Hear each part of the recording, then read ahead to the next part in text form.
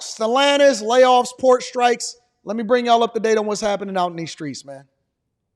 A deal is made to avoid a strike between UAW workers and Ford. She cute. Shout out to the Michigan girls. Ooh, y'all know how I feel about these pretty newscasters. Keep these newscasters away from me so I don't get caught up. Rouge Tool and Die plant. According to the union, the deal strengthens job security by protecting against the impacts of advancements in 3D printing. The roughly 500 members of Local 600 will review the tentative agreement before scheduling a ratification vote. If ratified, the UAW says that this deal will set a new standard for skilled trades workers at Ford. So far, Ford has not commented on the deal. For more on that deal and more layoffs now coming from Stellantis, we want to dive into what's happening with the auto industry with expert and Wayne State University professor Dr. Merrick Masters. Merrick, great to see you. Overall, do you get a sense right now that things are suddenly unstable again between the UAW and the auto industry? Well, you certainly do, but it's important to remember that this is a local agreement that started negotiations last year coterminously with the national agreement, and it was one of the few that the union at the local level and the company had not resolved. So this happens occasionally. It used to happen much more frequently in the past, but these technological issues that they're dealing with are difficult to grapple with, and I would expect to see more of them in the future. But your broader point is certainly true. What's occurring in the industry in the United States and globally has put the parties in a state of flux, and there's a lot of uncertainty about what the footprint of the big three will be in the United States going into the future. Well, you have a PhD in labor and industrial relations, and no doubt technology has made your job very unique and different these days. Things seem to be moving very, very rapidly. How is this changing the landscape in the auto industry? And does the striking from last year and all of the agreements that were made, is that having an impact on what's happening now?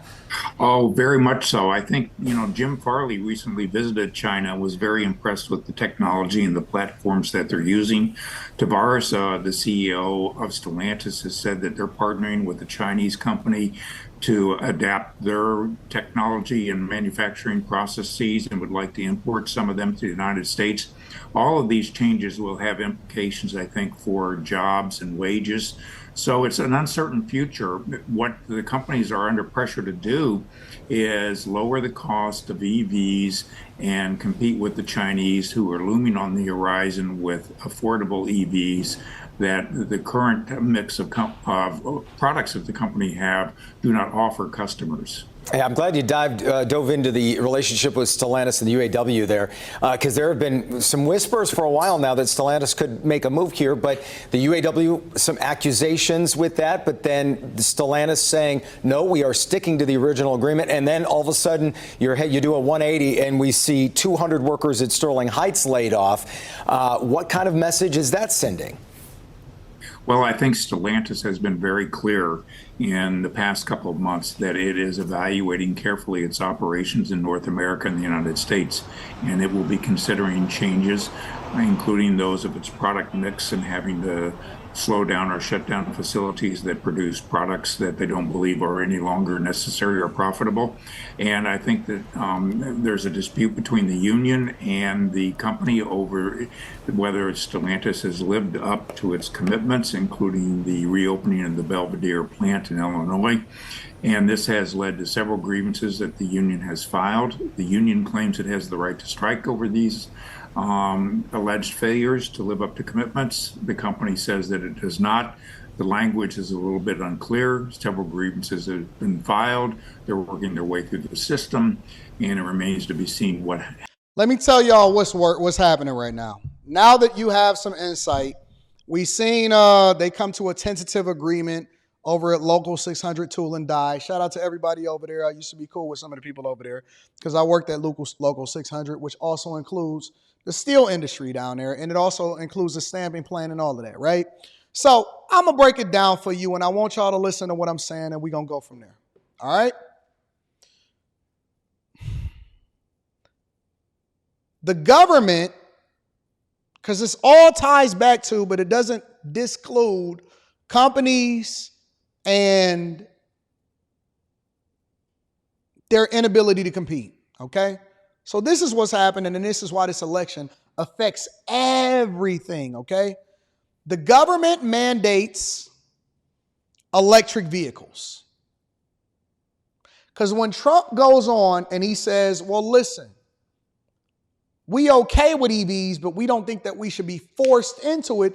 It should be a natural transition based off of consumer tastes.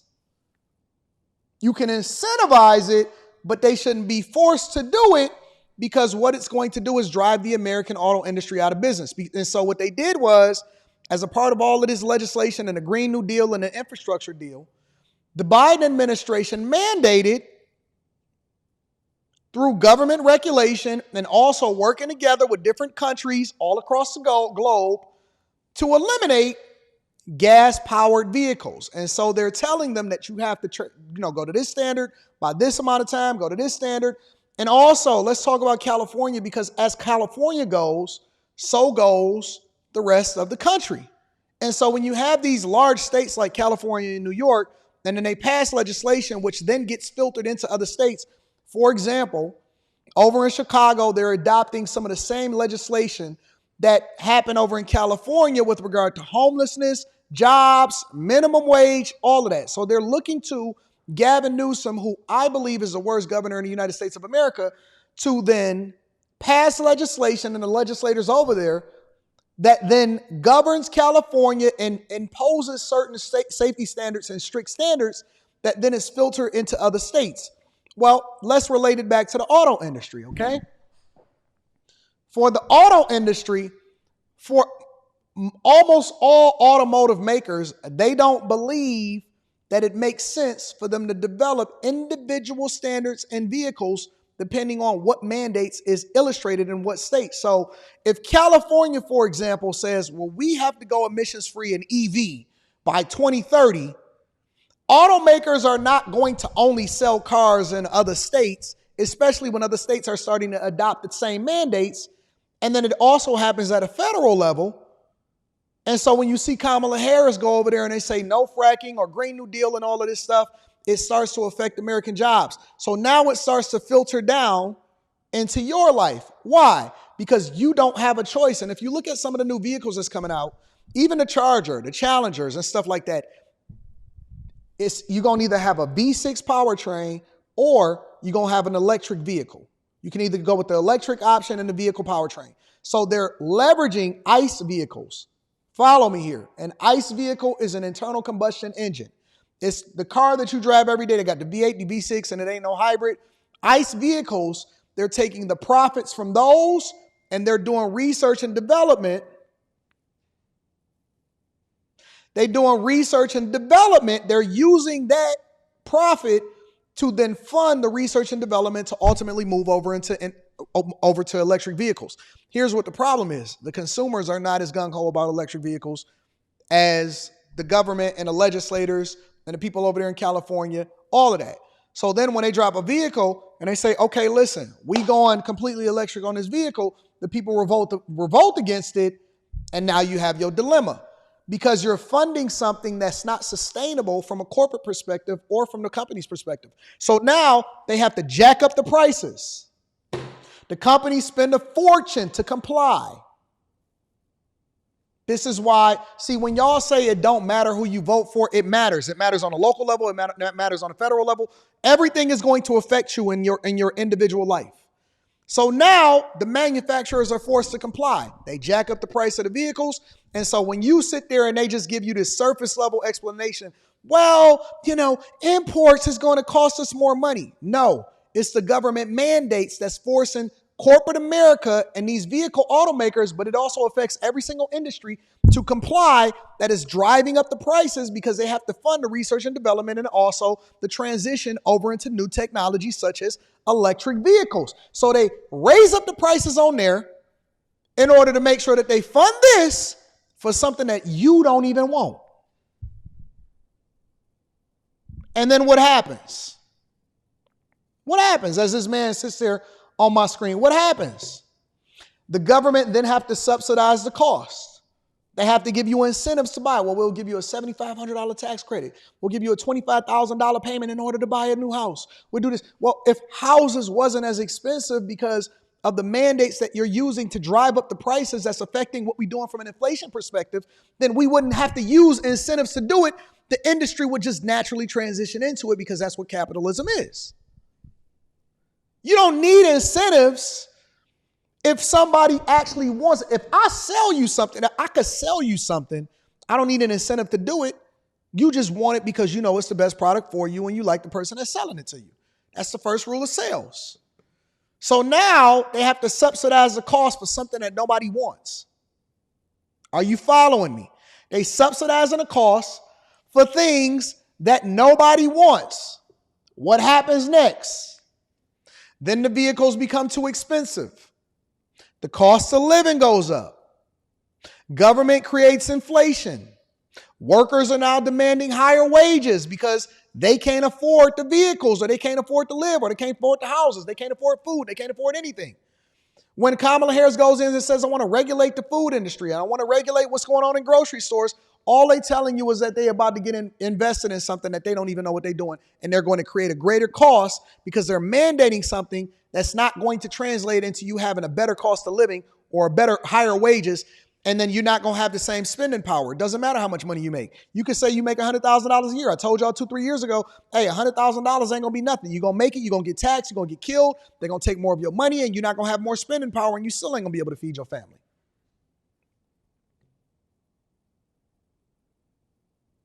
You lose purchasing power. It's all going to come back to your legislators. So now Chrysler is in a catch-22 because they're not Toyota, they're not General Motors, and they're not even Ford. They can't even afford to compete, and it's not even an American company anymore. And the thing that was driving the profits is not going to be profitable anymore because first you got Shawn Fain that's not working with the business leaders. Instead, he decided to become a political captain. And so he sold them out because instead of advocating for our legislators to do things differently, he advocated for only higher wages and blamed it on billionaires. Well, guess what? Now BYD is coming. They're building plants in Mexico, and they still going to lay off all of your workers. And I said that it was going to happen. I said, listen, they ratifying this agreement, but these automakers are not happy. They're not happy. They're not happy. Not only can people not afford to buy the vehicles, it's also going to affect the credit industry. We're going to outsource American jobs. If Kamala Harris gets into office, you're now going to be inundated with Chinese vehicles, and we're going to become an industry that's interdependent on finance companies because we're going to be too big to fail, and we can't continue to push forth the manufacturing environment and create American jobs because we sold off all of our manufacturing to foreign automakers. That was being subsidized by the federal government. They subsidized by China, and BYD is coming in here. It's a reason why Warren Buffett, listen, some of the biggest hedge funds in the world, Warren Buffett, Berkshire Hathaway is invested in Build Your Dreams, BYD vehicles. It's a Chinese automaker. They're not invested in Toyota. They're not invested in General Motors. They're not invested in Ford Motor Company. They're not invested in Tesla. They're invested in BYD because they're capitalists. They only care about the bottom line, not about the workers. BYD is a Chinese automaker that is subsidized by the Chinese government. They're banking on, why do you think that billionaires then say, well, you know what?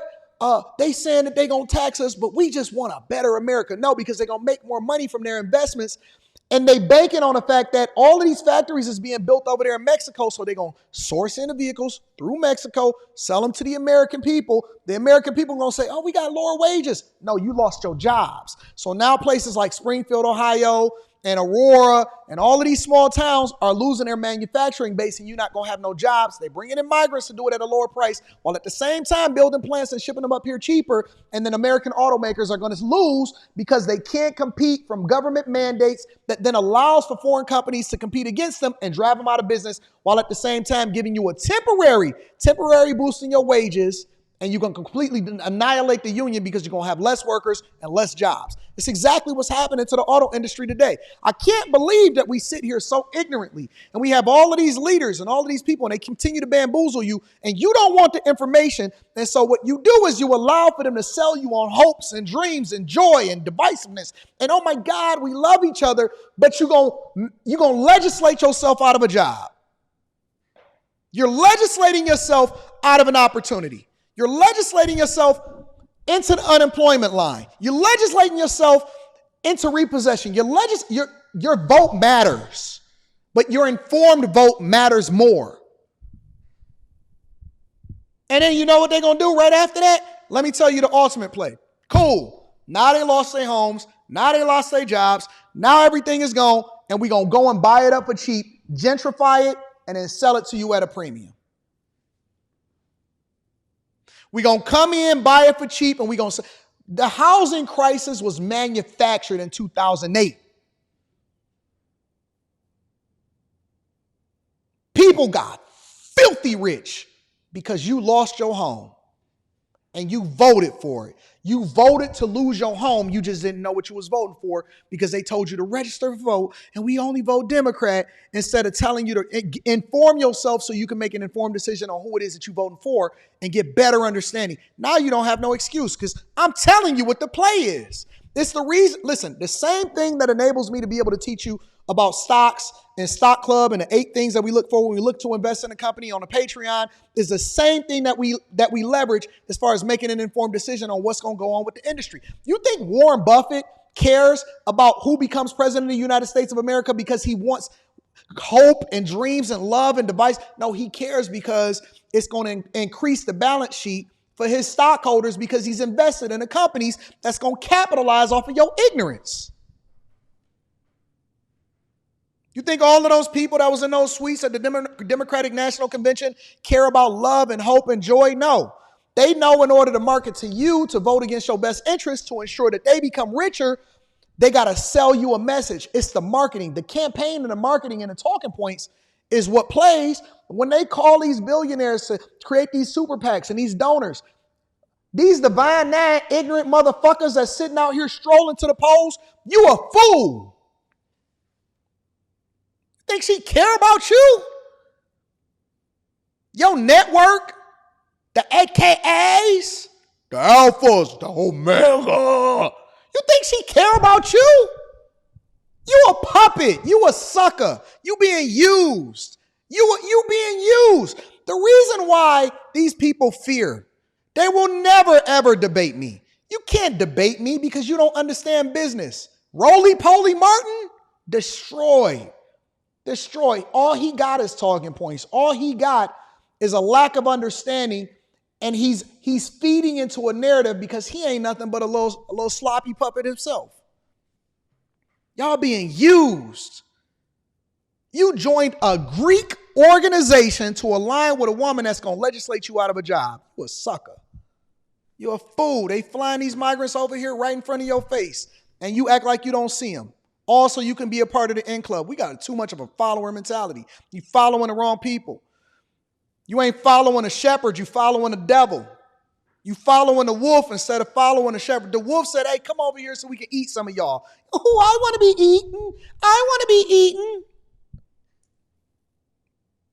Go along, get a. I want to be a part of your crew.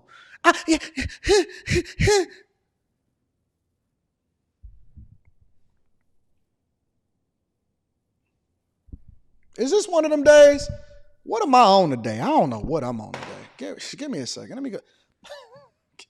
This might be one of them. This one of them streams. This one of them ones. It's one of them ones, y'all. I'm sorry. Sorry, y'all. This is one of them ones.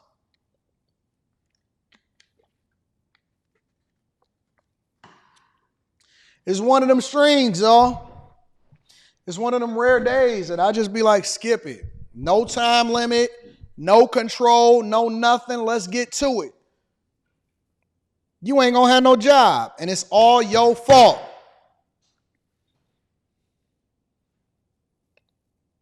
It's all your fault. The same information that we use to make a good decision politically is the same information that we use in Stock Club to get rich. Yep, it's the same thing. It's the same thing. It's the same thing. Same information. We just leveraging it differently. Now because we can see it through the lens of those that's incentivizing them to get you out of your job. So we're gonna capitalize off of it too. Ain't no point in being poor. Ain't no point in being poor and dumb.